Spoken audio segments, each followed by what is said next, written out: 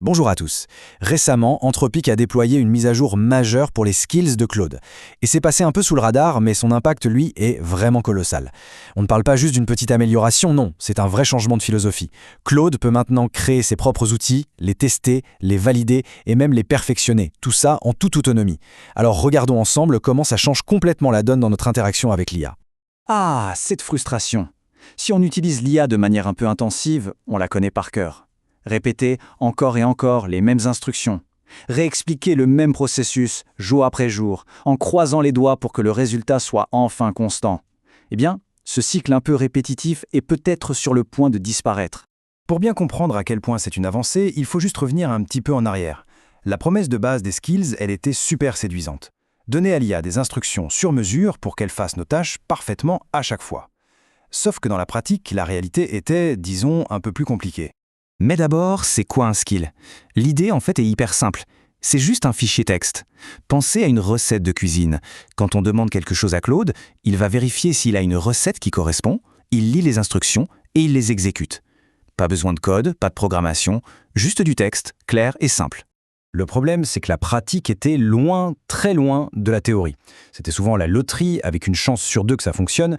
Il y avait deux gros soucis. Le premier, c'était le déclenchement. Parfois, Claude n'activait tout simplement pas le bon skill, comme s'il ne le voyait pas. Le deuxième, la fiabilité. Même quand le skill se lançait, le résultat final était totalement imprévisible. Au final, on passait un temps fou à ajuster, à tester, à recommencer. C'est justement pour régler ces deux problèmes qu'Anthropic a sorti une solution vraiment élégante, le Skill Creator.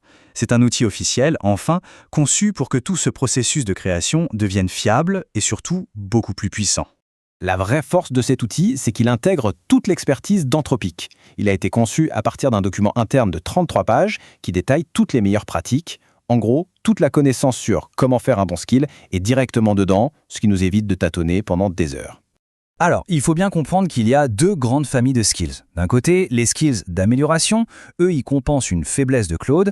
L'exemple du design est parfait. De base, le modèle n'a pas un grand sens de l'esthétique. Un bon skill peut transformer un rendu tout simple en quelque chose de très pro. De l'autre côté, il y a les skills d'automatisation. Là, c'est différent. Claude sait déjà faire chaque étape, mais le skill lui apprend à les enchaîner dans notre ordre, selon notre méthode. C'est une automatisation de notre propre processus de travail. Et c'est là qu'on arrive vraiment au cœur du sujet, au truc qui change tout.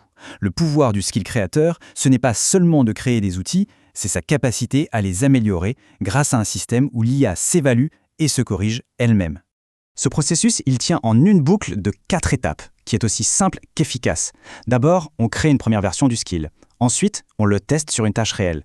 Après, on évalue le résultat. Et enfin, on demande à l'IA de l'améliorer. C'est un cycle qu'on peut répéter encore et encore jusqu'à ce que ce soit parfait. Prenons un cas concret. On crée un skill pour faire de la veille sur l'actualité de l'IA sur Twitter. On le lance, on regarde les résultats, les tweets sont super pertinents, mais ils sont en anglais.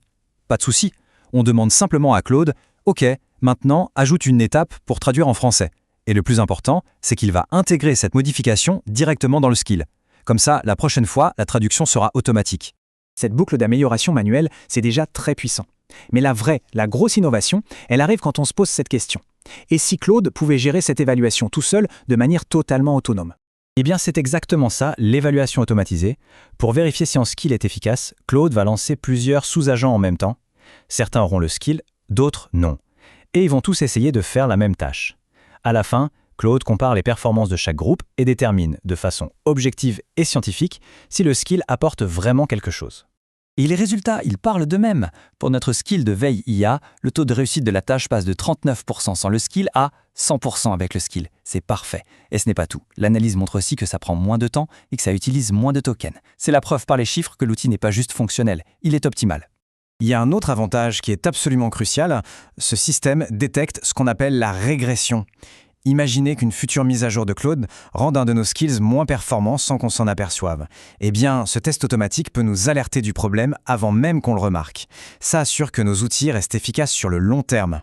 Une fois qu'on maîtrise ça, la création d'outils performants un par un, on peut passer à l'étape suivante. Et là, on ne construit plus seulement des outils, on se met à architecturer de véritables systèmes automatisés, de A à Z. La meilleure stratégie pour ça, c'est de penser en modules.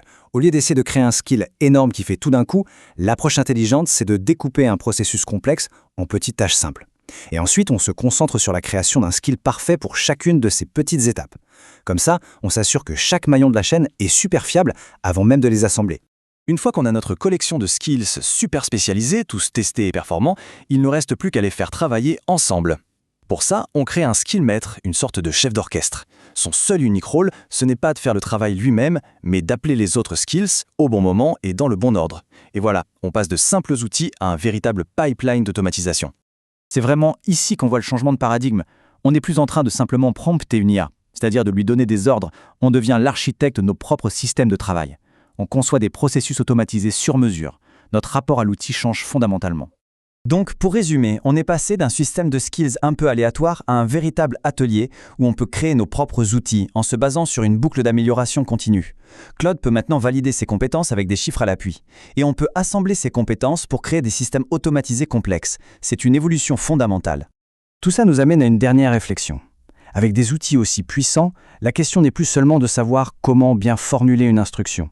La vraie question devient, ne serait-on pas en train de construire brique par brique une véritable force de travail numérique, personnalisée, qui apprend et s'améliore à nos côtés? La frontière entre être un simple utilisateur et un créateur est en train de s'effacer.